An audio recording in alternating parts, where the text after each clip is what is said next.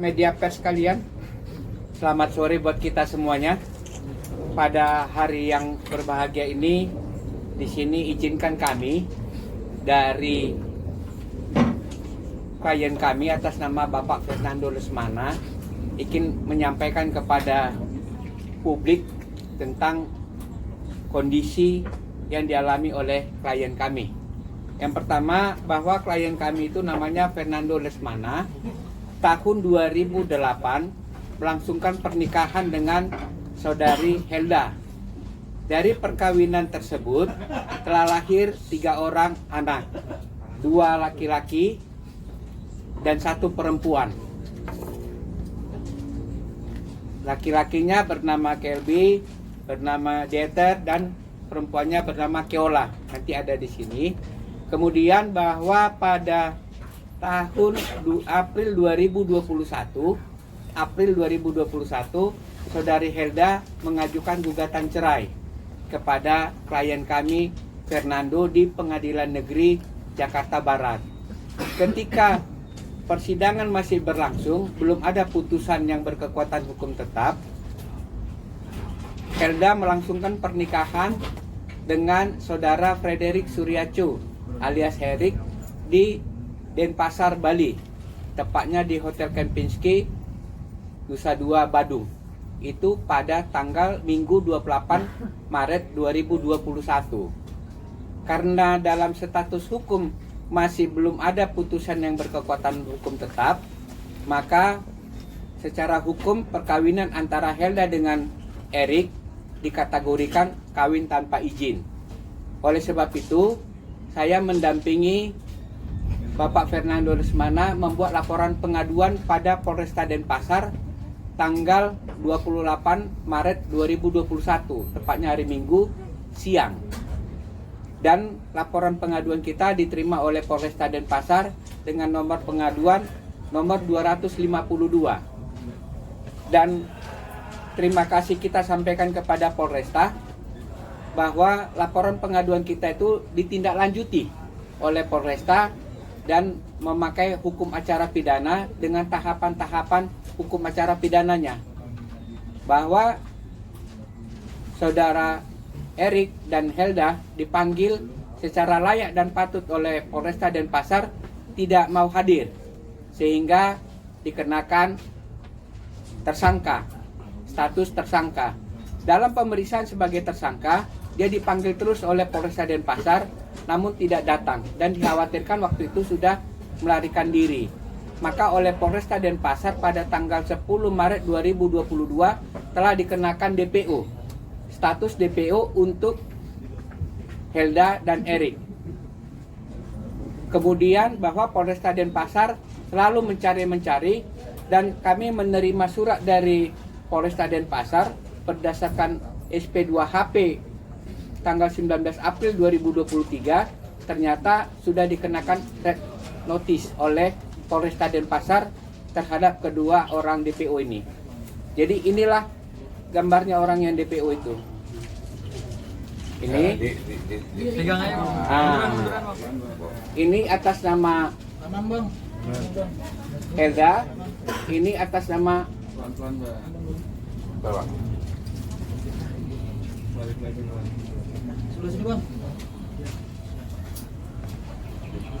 nanti kita bagi, Bang.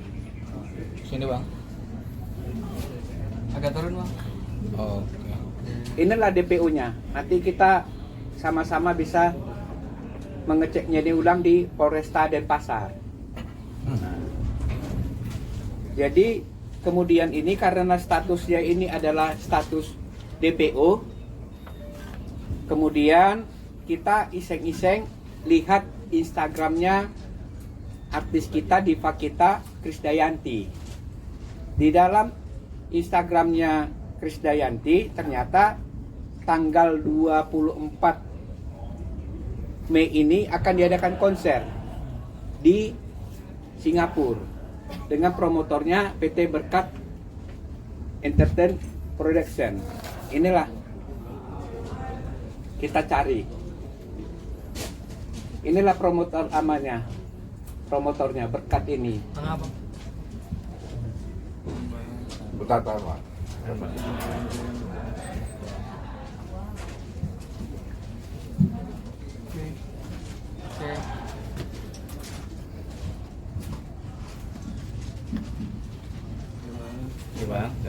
Setelah kami telusuri kalau di sini namanya HAKI, hak kekayaan atas intelektual, di sana di negara Singapura juga ada itu, bahwa ini berkat entertain production ini dimiliki oleh Eric 50% dan dia direkturnya.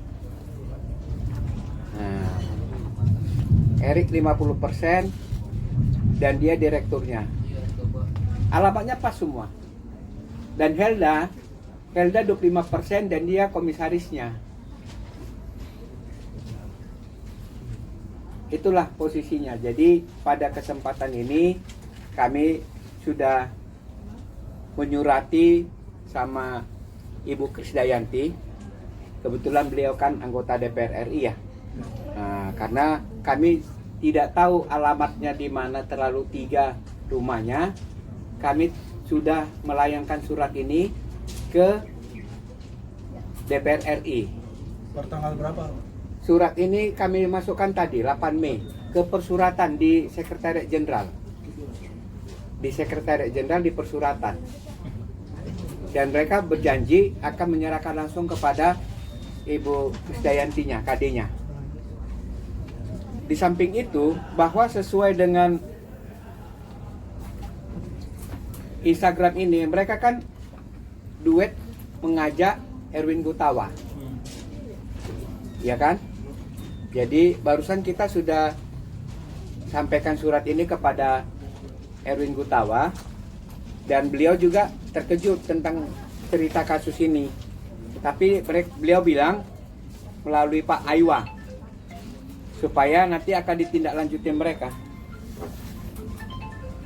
Ini mereka akan menindaklanjutinya sama sebelah Erwin Gutawanya. Dan bang.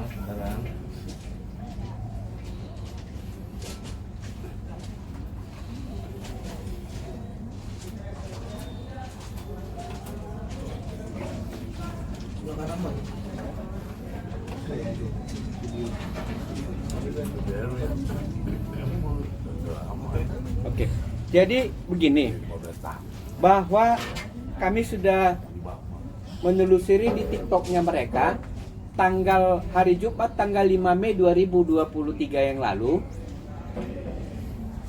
KD konferensi pers juga di Singapura yang dihadiri oleh KBRI kita di sana. Jadi terhadap ini juga kami sudah mengirimkan surat kami melalui email kepada KBRI supaya dia jangan memfasilitasi orang yang DPO di negara Indonesia. Di dalam SP2HP Polresta Denpasar kepada kami ditegaskan kalau ada saudara melihat keberadaan kedua DPO ini agar menyampaikan kepada Polresta Denpasar. Itu jelas ada bahasa dari Polresta Denpasar. Untuk itu ya marilah kita kawan-kawan himbauan kami, rekan-rekan pers dapat menyampaikan, menyebarluaskan berita ini dan supaya siapapun yang mengetahui keberadaan Helda dan Erik dapat menyampaikannya kepada Polresta Denpasar. Khususnya kami pada acara yang berbahagia ini memohon kepada Ibu Krisdayanti yang juga artis diva Indonesia dan saat ini memegang amanah sebagai anggota Dewan, anggota DPR RI dari fraksi PDIP Dapil Jawa Timur 5, supaya dia bisa merasakan apa yang kami rasakan dan besar harapan kami sesuai dengan ajas hukum yang ada di tempat kita, karena negara kita adalah negara hukum berstat, supaya sebelum pelaksanaan konser itu hukumnya harus dijelas dulu. Ya, rekan-rekan pers sekalian, kira-kira kurang lebih itu yang bisa kami sampaikan. Kalau ada tanya jawab sesi, kita persilakan. Terima kasih. Bang, sekiranya konser itu akan berjalan terus seperti apa sejauh ini? Kalau sejauh ini kan yang kita tahu secara Instagramnya Krisdayanti, konser itu akan berjalan pada tanggal 24 Mei 2023 di Singapura. Jadi kita berharap setelah Ibu Krisdayanti dan Erwin Gutawa pun juga KBRI yang mengetahui proses hukum ini dapat meminta kepada Berkat itu untuk membatalkan atau tidak-tidaknya menunda konser itu sendiri karena melukai hati dan masyarakat kita. Bang, DPO-nya ini kasus apa sih, Bang? DPO-nya ini kawin tanpa izin. Bukan jadi promotor, bukan kasus Bukan. promotor juga. Bukan. Jadi kasusnya gini, Bang. Helda itu masih status hukum suami istri dengan Fernando. Tapi dia sudah nikah lagi kepada Erik tanpa izin dari Fernando di Denpasar. Karena itu kita membuat laporan pengaduan di Polresta Denpasar, Bang. Tapi yang ditakutin masalah promotor tadi ini apa, Bang, dari sisi dia sendiri? Karena Helda dan Erik itu yang menikah di Denpasar itu sudah tersangka dan DPO di Polresta Denpasar dan juga dikenakan red notice oleh Divisi Hubungan Internasional Mabes Polri. Di sini ada semua datanya di SP2HP. Kalau sesuai dengan SP2HP kan kita kan nggak mungkin ngecap ya, Bang ya. Nah, dan tadi ini juga kata-kata DPO-nya sudah kita lihat semua kan. Nah, jadi itu dia persoalannya, Bang. Karena gini loh, Bang. Ya saya rata-rata mungkin kita bisa memahami ya. Mungkin kita sudah yang menikah. Ini Bapak ini mungkin udah punya cucu kali, Pak ya. Bahwa terhitung April 2021 hingga saat ini Fernando Lesmana tidak pernah ketemu dengan anaknya. Ketiga anaknya. Yang nomor 1, 2 laki-laki, nomor 3 perempuan. Yang kegoncangan jiwa Fernando ketika kami lihat di CCTV ketika pernikahan antara Frederick dengan Helda, anaknya yang umur 3 tahun yang cewek ini jadi pagar ayunya. Itulah yang melukai hati dia seorang bapak kan gitu. Harusnya dia bisa mengayomi anak putrinya. Tapi kondisinya jadi dimanfaatkan. Kita nggak tahu apa dasarnya Helda ini anaknya diperankan sebagai pagar ayu pada saat perkawinan itu. Dan kita bisa lihat itu di CCTV. Bang, untuk komunikasi sama kali itu sudah atau belum sebenarnya? Jadi begini, terima kasih atas pertanyaannya.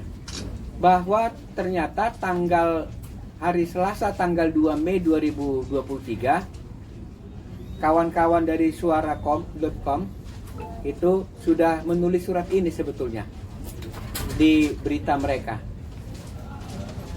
Oke?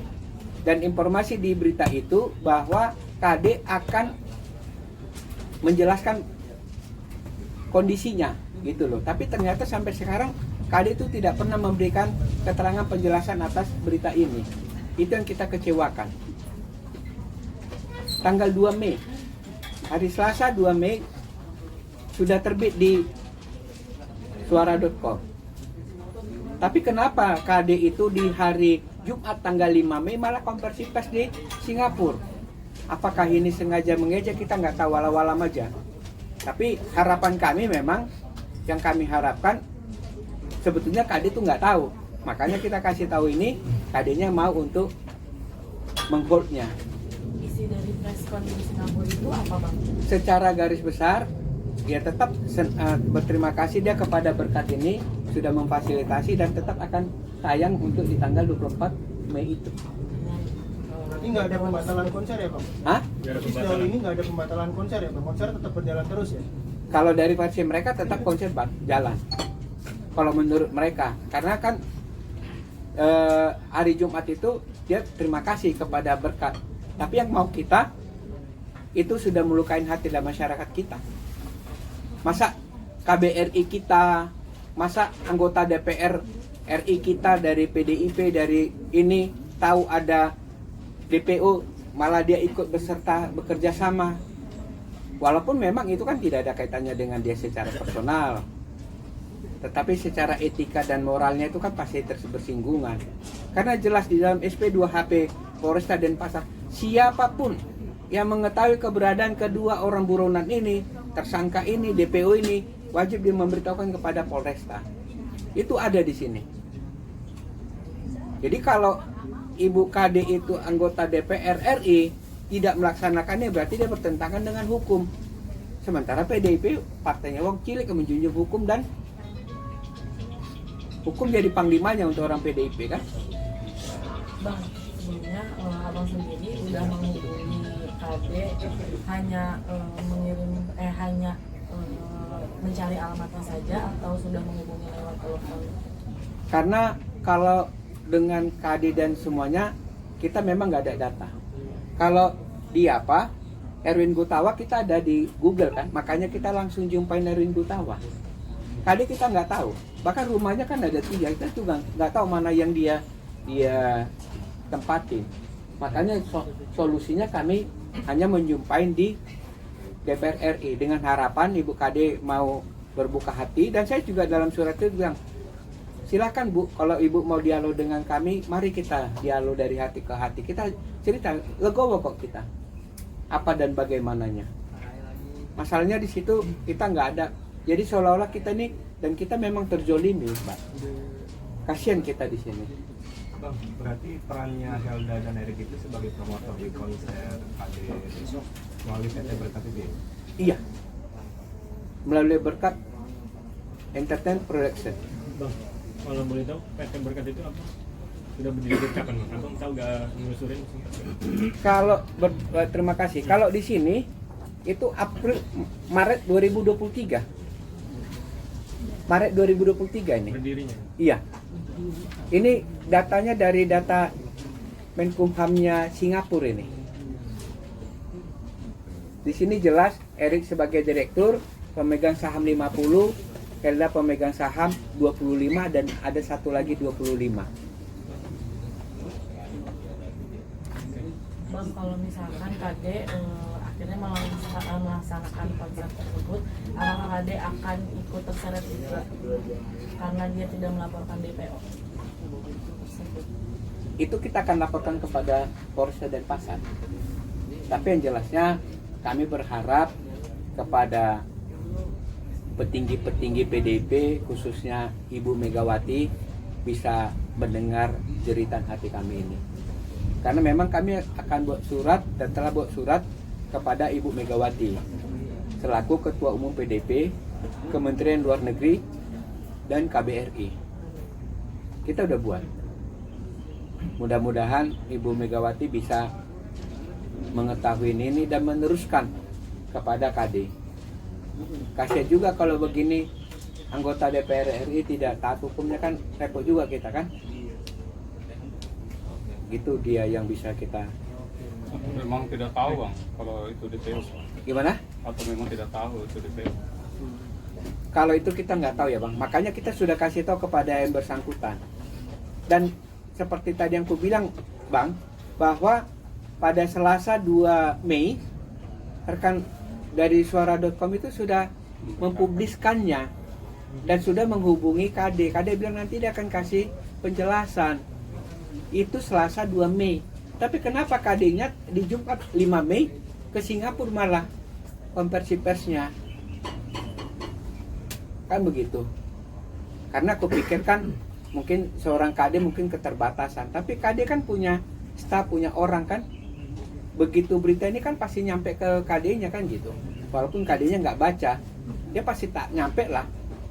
Apalagi di zaman IT sekarang ya, pasti nyampe sama KD-nya. Itu aja harapan kami, Ibu KD yang terhormat, anggota Dewan bisa mendengar jeritan hati kami dan bisa minimal menunda atau membatalkan konser itu karena melukai hati dan masyarakat kita.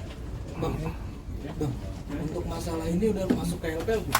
Apa? Udah masuk ke laporan apa? Laporan mana Bang? Ke Denpasar. Yang mana ya? Ini untuk masalah ini. Sudah kita sampaikan. Atas nama saya Bang. Fernando Lesmana. Laporannya. Iya. Dan itu oleh Kapolres bilang ini akan ditindaklanjuti karena red notice sudah dibuat.